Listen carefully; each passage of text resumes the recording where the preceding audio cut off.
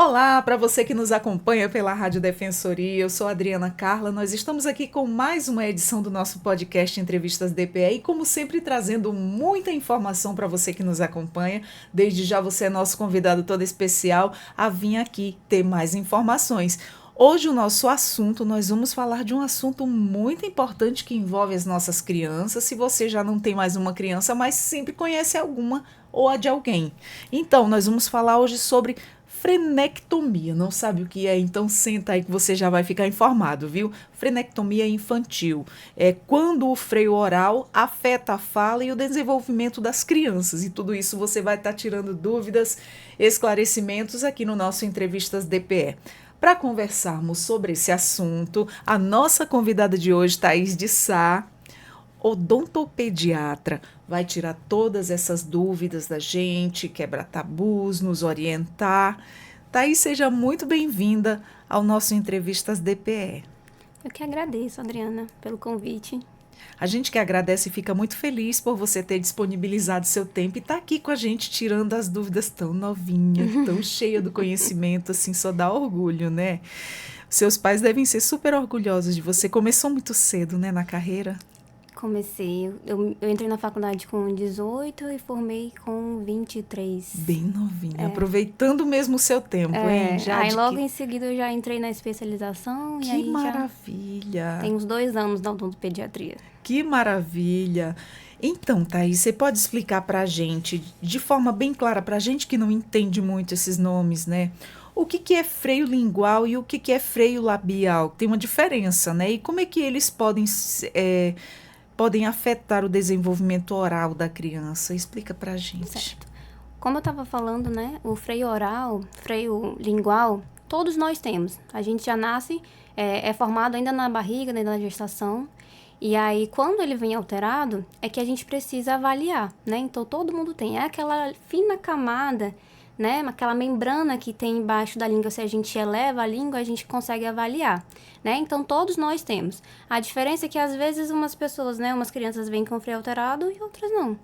Aí cabe uma avaliação para a gente poder determinar, né, se está afetando a limitação ali dos movimentos ou não. A gente estava até conversando, eu estava tirando dúvidas com ela, que eu sou leiga no assunto, né, gente? Sobre aquela questão da pessoa que puxa da língua assim, que fala desse jeito. Sim, ela falou que sim e não. Às vezes tem pessoas que são assim, né, Thaís, e outras não. Mas quais são aí os sinais clínicos observados, né, por pais ou profissionais de saúde? O que é que eles devem levantar suspeita de que um freio está interferindo aí em funções como a amamentação, a fala, a mastigação? Certo. Quando a gente fala de amamentação, a gente fala ali por volta de recém-nascido a 6 meses, né? Que é quando o bebê tem ali a alimentação exclusiva, o leite materno, ou fórmula, né? E aí, quando esse bebê, ele nasce, e logo hoje temos a lei do protocolo Martinelli, né? Que foi aprovada em 2014, que já obriga, né? Já é obrigatório realizar esse teste da linguinha ainda na maternidade. A gente né? está falando, né? Todos esses exames que ele oferece do olhinho, do pezinho. E como eu já sou mãe, meus filhos já estão de idade, eu ainda não passei por esse. E já existe há uns 10, 11 anos, né? Que a gente Isso. estava comentando já o teste da linguinha, onde detecta esse fator aí também, Isso. né?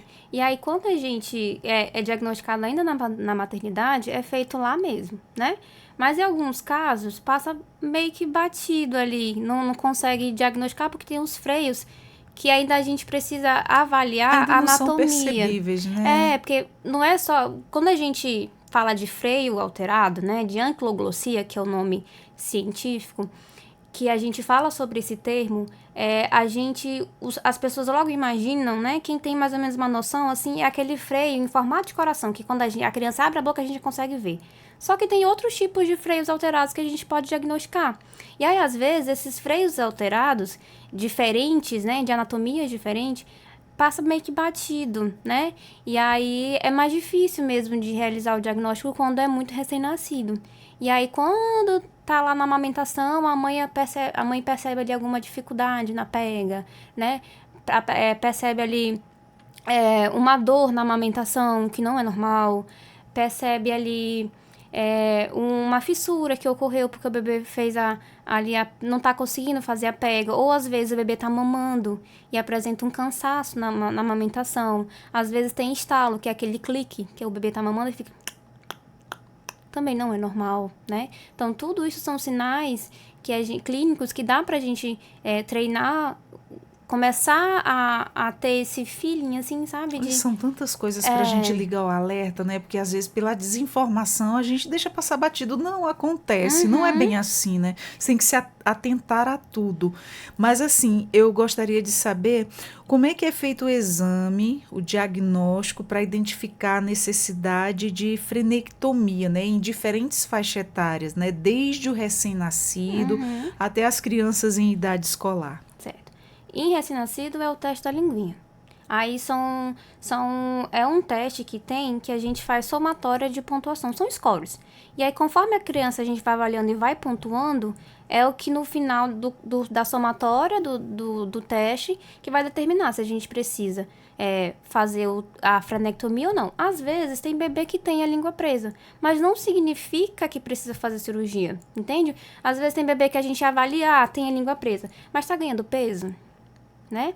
Tá se desenvolvendo bem, no seu tá cotidiano, conseguindo amamar, tá conseguindo amamentar, a mãe tá sentindo dor no peito, né? Porque às vezes pega errado ali, porque não tá conseguindo fazer a sucção da forma adequada.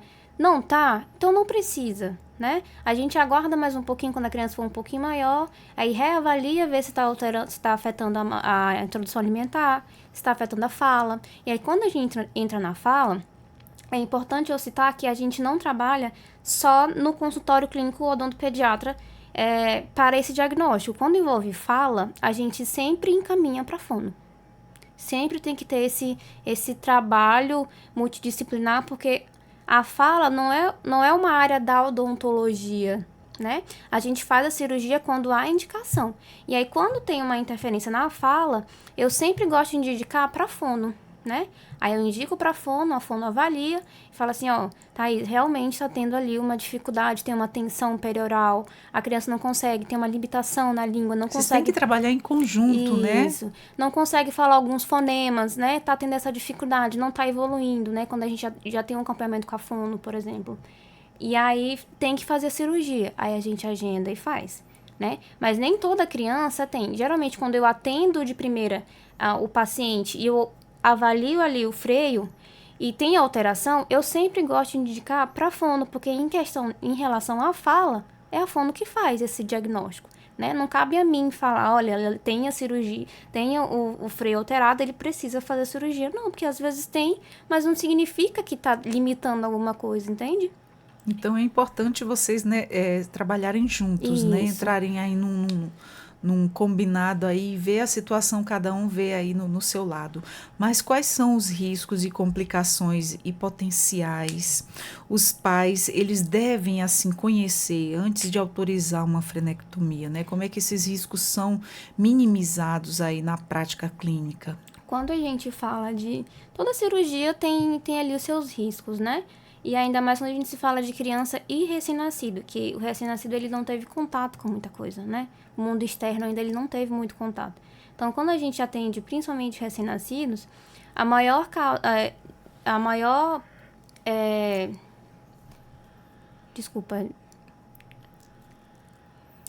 problemática... Isso.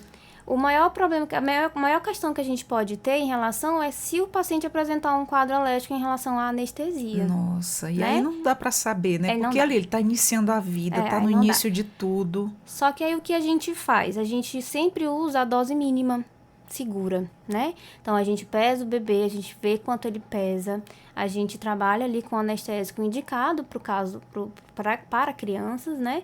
E aí a gente... faz o cálculo da dose, né? E a gente sempre prefere pela dose mínima para não ter essa reação, né? E aí, em relação à cirurgia em si, né, anatomicamente a gente falando, o que pode acontecer é que quando a gente faz o freio, né, a incisão do freio, né, o corte do freio, pode ocorrer ali de a gente acabar tocando no nervo, ou às vezes até mesmo lacerando o nervo, porque fica bem próximo, né, do freio ali lingual. na parte sublingual. E aí, quando a gente faz isso, aí tem que deixar claro nos termos, né? Que a gente tem um termo de consentimento que pode ter parestesia, né? Às vezes, o paciente ele pode ter uma alteração ali em relação à cicatrização. Então, tudo isso tem que estar bem claro. A gente tem que conversar bastante com os pais em relação a isso. E a cicatrização, né? E aí, uma questão maior também que às vezes acontece é que a gente faz a cirurgia e tem adesão novamente, né? E aí, quando tem adesão novamente, geralmente é em relação ao pós-operatório, né? E aí, por isso que eu sempre falo, a gente só agenda a cirurgia quando já tem um retorno com a fono agendado. Porque a fono, ela precisa trabalhar com essa ferida cirúrgica. Porque tem que estar ali liberado. Se cicatrizou, já aderiu de novo. Né? Já tá ali, já tá fechado, não tem o que trabalhar mais. Entende? E aí a fono, ela precisa trabalhar essa questão da mobilidade. Porque enquanto tá aberto, né? Aberto entre aspas, porque a gente sutura, ela trabalha essa questão da mobilidade para poder tirar a tensão que estava em volta ali da língua, para poder ajudar nessa mobilidade, para poder favorecer. Olha que interessante, ainda tem um pós, né? Ainda tem um pós. Então, quando eu faço cirurgia, que a gente agenda, eu só realizo quando eu tenho retorno com a fono, porque já aconteceu casos de que acontece muito também até na maternidade, que quando realiza a cirurgia não tem um acompanhamento no pós. Aí é meio que um serviço, uma cirurgia que foi feita meio que em vão ali, sabe? Nossa. Que a maioria que quando ocorre não tem esse acompanhamento após, né, cirurgia com a fono, tem muitos casos de adesão, porque não foi trabalhada a língua, né? Então, principalmente em bebês, quando tá amamentando ali, que a gente fez a cirurgia, a língua ela só fica em assoalho, ela só fica baixa. Ela não trabalha, ela não eleva, porque o bebê não faz outra coisa além de mamar. Então, ela meio que cicatriza baixa de novo. Então, por isso que quando a gente faz o corte, a gente tem que trabalhar a mobilidade mexendo mesmo, movimentando a linguinha. Olha a importância da gente estar sabendo disso de um profissional, né? Porque se não oferta esse pós, então o que adiantou passar por aquele processo, fazer a cirurgia e não ter esse trabalho com a fono logo após isso acontece?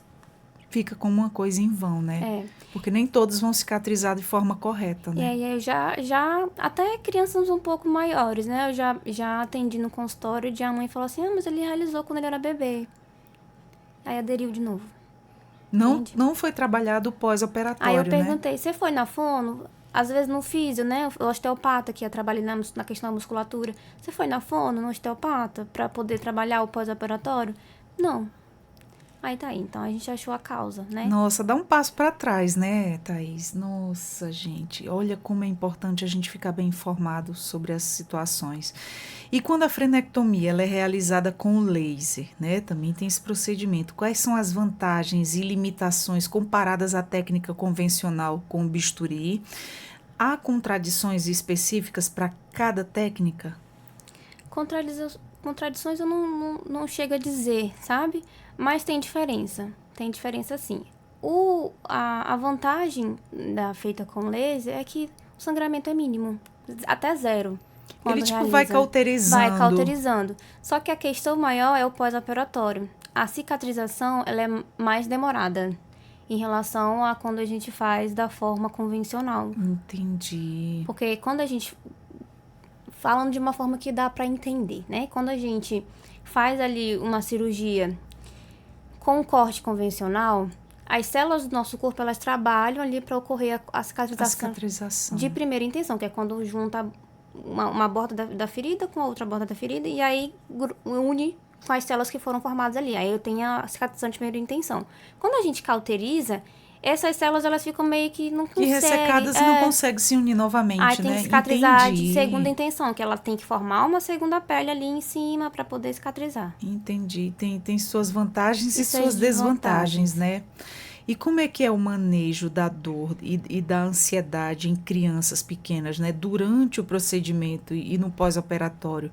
Quais são as anestesias, técnicas comportamentais? Quais são os mais utilizados? Porque a gente sabe que criança, quando já está em fase escolar, ela não para quieta, né? Como é que isso funciona aí no período de cicatrização? Que criança não para. Não para. A gente orienta os pais, né, no pós-operatório sobre os cuidados, né? Só que quando a gente tem criança em casa, a realidade é outra. Nossa, E não aí, me fale. e aí, às vezes, eu acho impressionante, porque às vezes eu faço a cirurgia, mando mensagem, e aí, mãezinha, como que fulano tá? Ai, tá ali brincando. Aí já tá lá, tá brincando, e não tem muito o que fazer. E a criança não sente tanto assim, sabe? É um procedimento que por mais que seja invasivo, é bem controlado. Então, quando a gente tem um ambiente bem controlado, um ambiente, né, que a gente realiza a asepsia ali do ambiente, então o risco de infecção É mínimo, é né? mínimo, né? A não ser que a criança pegue a terra e coloque na boca, aí, né? Aí não tem Aí é como. complicado, né? Porque a gente Mas sabe também que criança é, coloca tudo na boca, né? Tem aquela fasezinha ali que, meu Mas aí Deus do quando a gente céu. passa a medicação, o pós-operatório é bem tranquilo, assim. Tem crianças que nem... É como se nunca nem tivesse feito nada. Olha só, o processo de cicatrização neles é bem É mais bem rápido, né? diferente. Tanto que a gente vê muito bebê com febre e a gente olha, nem pensa que tá E com tem a febre. medicação depois, né? Tem um Sim, antibiótico, vocês receitam um antibiótico depois, antibiótico, sim. lógico, né? Que aí evita caso a criança coloque algo Algum na na boca, boca, sim. que a Quando é, mãozinha suja sempre vai para a boca, é um quando perigo de é infecção, né? isso, quando é bebê, a gente não tende a passar tanta medicação, porque o próprio leite materno contém ali células que vai ajudar, anti-inflamatórias, né, que vai ajudar no processo de cicatrização. Então não precisa tanto a gente, no máximo um analgésico ali, né, alguma coisa. E é desse tipo. Mas antibiótico para bebê a gente não passa, mas Não, para até porque criança mesmo. estão muito bebezinho, não vão ter contato com sujeira, estão num período bem limpo ainda, É, sob bem os cuidados da isso. mãe. E aí, em relação ao manejo, né? Eu gosto sempre de a gente não fazer a cirurgia no momento da consulta. Primeiro é uma consulta e depois a gente agenda a cirurgia, né? Para justamente passar essas orientações de como que vai ser feito e preparar a criança tanto no consultório quanto orientar a mãe para preparar a criança em casa, né? Essa questão psicológica mesmo. Conversar bastante, Isso, né? explicar. E Orientar. aí tem na odontopediatria, tem uma técnica comportamental que a gente faz, né, de manejo, que é falar, mostrar e fazer, né? E aí, geralmente, quando eu atendo crianças, que a Ganhar gente... confiança, né? Isso, aí eu vou explicando, ó, a gente vai fazer assim, aí eu vou falando passo a passo antes de sentar ele na cadeira. E aí eu mostro passo a passo, falo o que a gente vai usar, quais os materiais que a gente vai usar, o que eu vou fazer. Se eu vou usar um remedinho para dormir a língua ou não, que é o anestésico, né?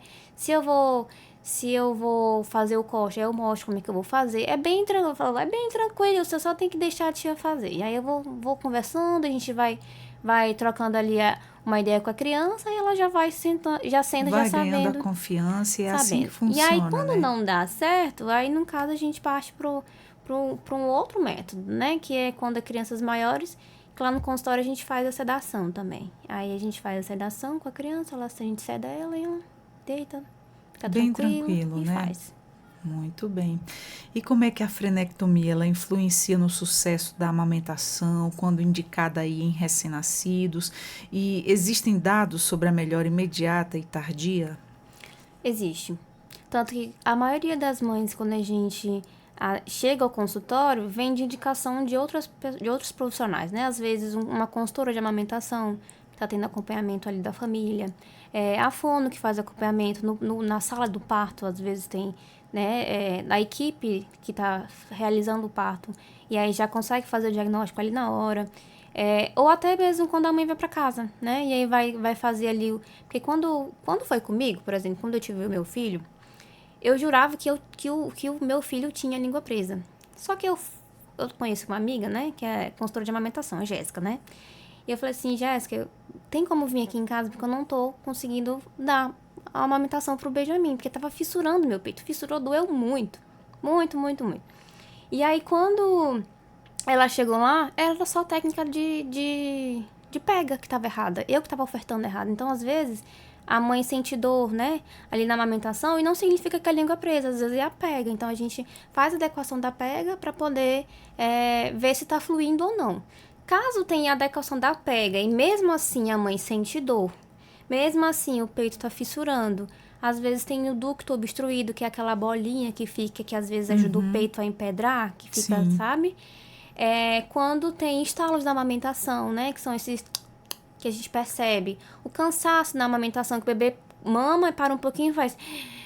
Aí ele suga o arzinho assim. Gases também, por conta dessa entrada de ar que o bebê faz. São N fatores, né? Isso. Então a gente deve observar tudo. Eu já sou mãe de 3, Tem já adulto, adolescente e um pré-adolescente. Então, assim, eu fui uma mãe que amamentei muito, eu não retirei a mama, eu deixei que eles mesmos deixassem. Então, assim, essa questão de, graças a Deus, sempre pegaram bem direitinho na mama, sempre mamaram bastante tempo. Agora, uma coisa que me deixou, assim, encucada foi a questão da diferença de um filho para o outro. Cada gravidez é super diferente, cada filho é super diferente. O primeiro filho, nossa, eu tive fissura.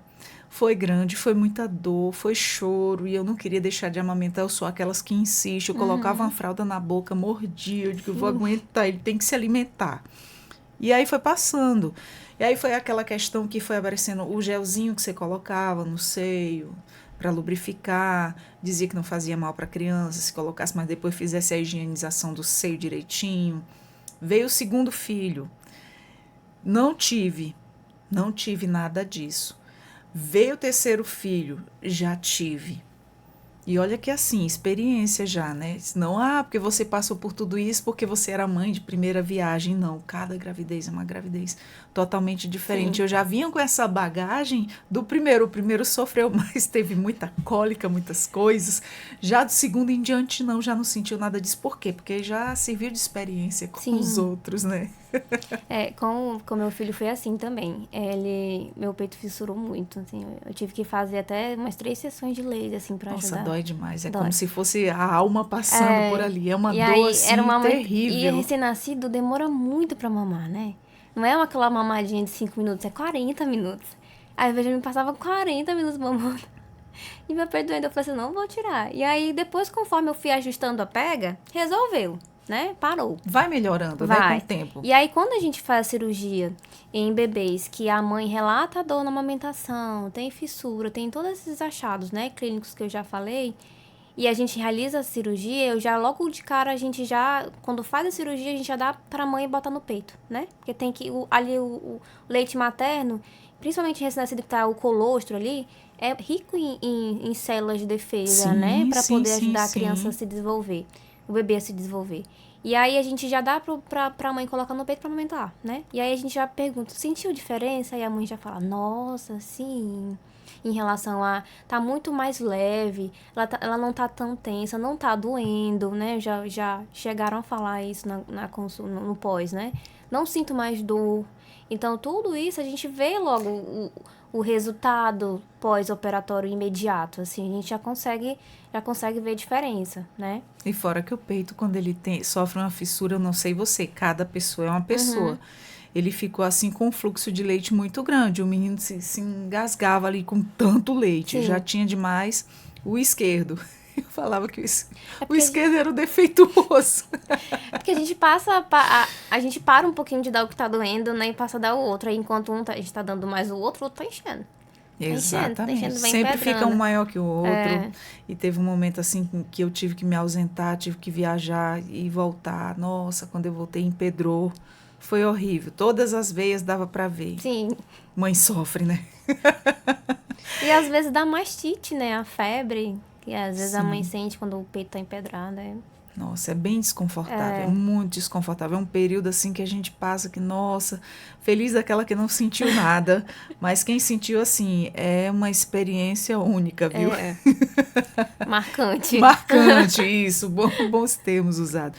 E em termos de ortodônticos, né? Quando o freio labial, ele contribui para o diastema ou a maloclusão, a frenectomia ela costuma ser o suficiente ou geralmente ela é associada a um tratamento ortodôntico? Em relação ao labial? Sim. Tá, quando a gente tem o freio labial alterado, né? Ele é um pouco mais difícil da gente intervir, né? Por quê? Porque quando a gente tem o freio labial alterado, ele também pode alterar, dar uma manifestação ali diferente na amamentação. Pode acabar interferindo também na amamentação. Só que ele interfere bem menos do que o lingual, né? Então, às vezes, a gente não faz o labial. O que a gente faz? Técnica de manejo, né? De adequação, né? A gente adequa de novo também. Então, a gente faz a eversão do lábio. Na hora de estar mamando, pede pra mãe everter o lábio do bebê para poder pegar bem a mama ali. E às vezes funciona. Quando não funciona, aí sim a gente tem que fazer, né? Em relação ao diastema, é normal, fisiologicamente falando, que crianças possuem diastema entre os dentes, que são esses espaços entre um dente e outro, né? Fisiologicamente falando, é normal, né? É até esperado, e até bom que tenha. Porque quando a gente tem esses diastemas, é meio que para o permanente, quando vier nascer, ter espaço para ele nascer. Entende? Porque se tem o de leite muito juntinho, não vai ter espaço para esse permanente. Então, é normal, é natural que a criança tenha esses diastemas, né? Quando a gente precisa intervir? Quando tem dificuldade na escovação, quando já tem dente, né? Porque não consegue everter esse lábio, não consegue subir o lábio da criança para poder higienizar ali. Aí, às vezes, acumula sujeira, acumula biofilme que começa o processo carioso, né? Quando a criança come e relata que está doendo, porque tem freios labiais que realmente a gente consegue ver ali a membrana, só de olho, bater o olho a gente consegue avaliar. Nossa. E aí, às vezes, na hora de comer, machuca. Aí a criança fala, tá doendo, mamãe, tá doendo. E aí a gente precisa fazer, né? Mas geralmente, na maioria dos casos, a gente não faz intervenção cirúrgica. A gente sempre aguarda para quando é a dentição permanente, né? Que aí sim a gente consegue ver ali o que tá alterando. Se realmente o diastema que teve foi porque o freio é muito fibroso ou é só porque na dentição de leite era só porque é um espaço fisiológico mesmo, né? E aí quando tende a nascer os caninos, que são os dentes maiores, esse diastema ele tende a fechar um pouquinho. É natural. Entendi. E como é que você orienta os pais sobre os cuidados em casa, né, no pós-operatório imediato e também nos dias seguintes? Como é que é a alimentação, a higiene, exercícios, né, de mobilidade e também os sinais de alerta? Certo. Quando a gente faz a cirurgia e as recomendações no pós-operatório, né, é higienização normal, né? A alimentação tem que ser uma alimentação líquida pastosa nas primeiras 48 horas, que é quando a língua está muito sensível, né? E às vezes a criança não vai... Em crianças maiores, né? De 6 meses. De 1 ano, digo até. Que já está comendo bastante, né? Tá comendo outras coisas. Aí a gente orienta em relação a higienização normal, né? Alimentação líquida pastosa das primeiras 48 horas. E a bastante ingestão de líquido, né? Para ajudar ali. Gelo no local, fazer compressa com gelo para poder amenizar a dor. E também para poder favorecer ali o coágulo que forma, né? Para ajudar na cicatrização. E os sinais de alerta é quando a gente vê sinais de infecção, né? Febre, se no pós-operatório, se a gente consegue... eu sempre gosto de mostrar para os pais como que fica a ferida pós-cirúrgica, porque fica feio mesmo, não é para ficar bonito, fica uma ferida ali que a gente vê. E aí, às vezes, quando tá ali por volta do 4º dia, forma um tecido de granulação, que a gente chama, que é um tecido esbranquiçado, né? Uma mucosa ali que fica embaixo do esbranquiçado e que quando olha, às vezes assusta. Meu Deus, tá infeccionado, às vezes não tá. É o tecido de granulação, que ele é o que vai favorecer a cicatrização. Então, ele tá começando o processo de cicatrização dele. Então, é normal, né? Então, eu gosto de falar, gosto de mostrar o antes, o durante e o pós. Falar, ó, esse aqui que é o tecido de granulação. Não se assuste se estiver esbranquiçado, não está infeccionado. Sinais de infecção é febre. E vermelhidão em volta, né? Muito exagerada. E pus, claro, né? Se tiver pus. Se não, tranquilo. O fato de ficar branco é porque saiu sangue ali e aí ficou branco aquela região? Não, sabe quando a gente corta? Sim. Se corta. E aí a gente vê aquela segunda camada da pele, que é branca? É isso. É isso, é a pele né? cicatrizando. Olha só. E como é que ele dá com a resistência dos pais, né, que têm receio da cirurgia ou preferem aí postergar o procedimento mesmo com indicação clínica? Quais são os argumentos e evidências são apresentados? Em relação a esse contato com os pais, né? Eu explico tudo mesmo, né? Como é a cirurgia, o que é o freio, como que ele é alterado, qual tipo é alterado. Aí a gente faz o teste da linguinha, fez lá tantos scores, tá? A pontuação tal, tem indicação de cirurgia. O pai não optou, escolha deles, né? Aí eu falo sobre os malefícios de deixar a criança se desenvolver com uma língua alterada, né? Que vai afetar a fala, afeta o desenvolvimento crâniofacial, né? Porque a gente tem ali uma alteração crâniofacial quando tem presença de língua presa. altera também na introdução alimentar e também na alimentação normal, porque tem crianças que passam a desenvolver seletividade alimentar por conta da língua presa, porque não consegue fazer o bolo alimentar, né? A língua que ajuda a fazer o bolo alimentar é deglutir. Às vezes essa criança tem dificuldade até de comer carne. Chupa, chupa, chupa a carne e joga fora. Então, assim, aí eu falo tudo isso na consulta, né? E aí, mesmo assim, o pai preferiu não fazer, deixar pra depois, a gente deixa. Não tem que ser feito, sabe? Você orientou, né? Fez o seu papel de profissional. Tem as orientações. Aí eu mostro o vídeo, né? Eu mostro o passo a passo, como que é feito. Até no termo de consentimento que eu entrego pros pais, sei lá, explicando o passo a passo certinho. O tipo de anestésico que é utilizado, a quantidade que é utilizada, a técnica anestésica que eu realizo, tem lá quais os instrumentais que a gente usa, né? Se vai ser realizado sutura, se não vai, porque depende muito de cada caso. Então, assim, eu explico tudo. E aí o pai preferiu não fazer, uma decisão deles, né? E aí não cabe a nós intervir. A gente explicou, foi na consulta atrás de um esclarecimento, a gente esclareceu. E aí, explicou o que é que aquilo ali futuramente ele pode deixar uma sequela, né? Pode prejudicar em alguma coisa, principalmente hoje, se a criança tem alguma coisa, frequenta o âmbito escolar. Infelizmente, classe social nenhuma, escola nenhuma está longe de sofrer um bullying. E aí, se a pessoa puder evitar, está tendo todos os esclarecimentos do profissional, tem condições de fazer. Mas agora falando, a gente está tocando nesse assunto do particular e quando é voltado para o público. Em sistemas públicos ou contextos de acesso limitado, né, a especialistas, quais são os critérios que você considera essenciais para priorizar os casos para intervenção?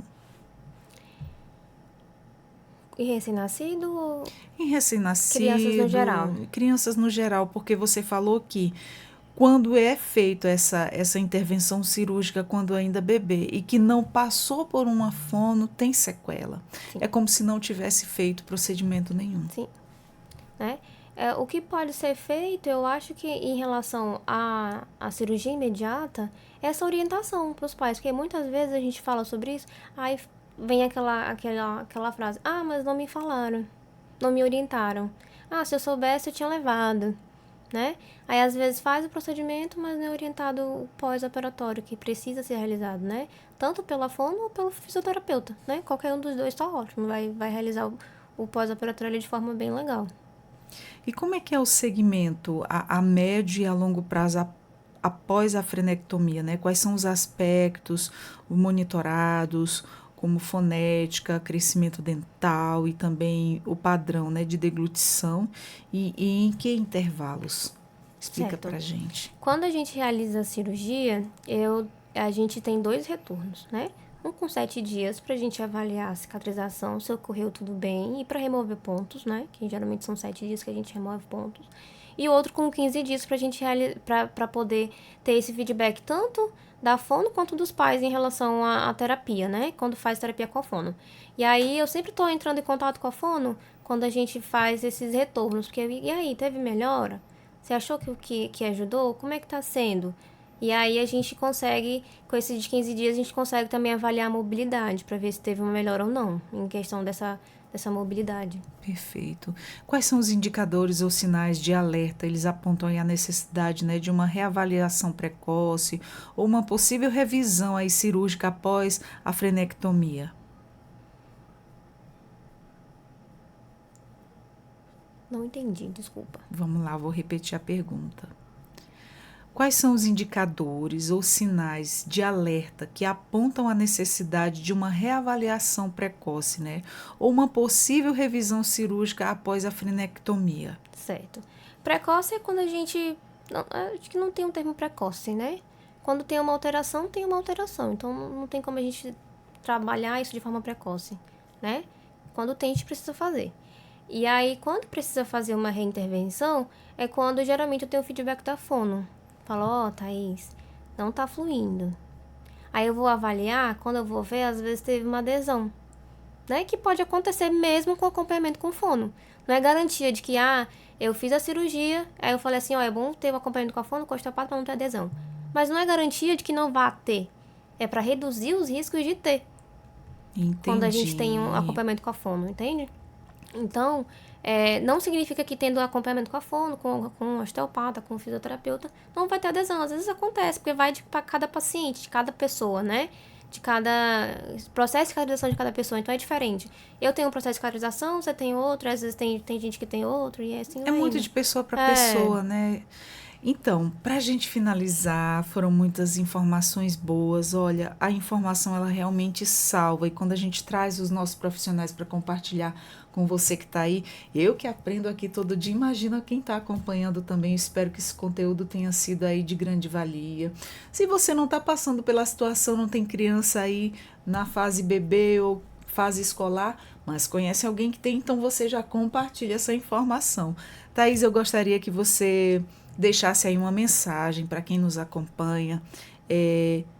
Quando o pai ou a mãe deve ficar aí com o alerta ligado, né, em relação à frenectomia, né, à língua presa, né? Certo. E em bebês, né, quando tem todos esses achados clínicos que eu já falei em relação à amamentação, né?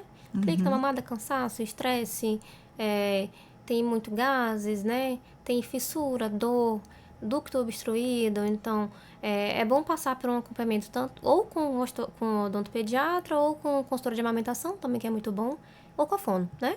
Quando a gente está falando de crianças acima de 2 anos, já para ela estar com uma gama de palavras novas, né? Fonemas novos. Então, ela tem que já estar falando uma quantidade certa de palavras. E ela não passa a falar, né? Ou fala de uma forma muito travada, às vezes errada, né? Que às vezes pode até acontecer no bullying na escola, né? Em crianças um pouco maiores que têm essa dificuldade na fala, na dicção de alguns fonemas. É interessante estar levando na consulta com a fono em relação à fala, né? E aí a fono vai avaliar para ver se tem essa alteração, essa dificuldade na fala, e aí ela repassa para o odontopediatra para poder fazer a cirurgia. Então, quando tem essa dificuldade na fala, que já era para estar fluindo melhor, pela idade, seria bom passar pela fono para poder...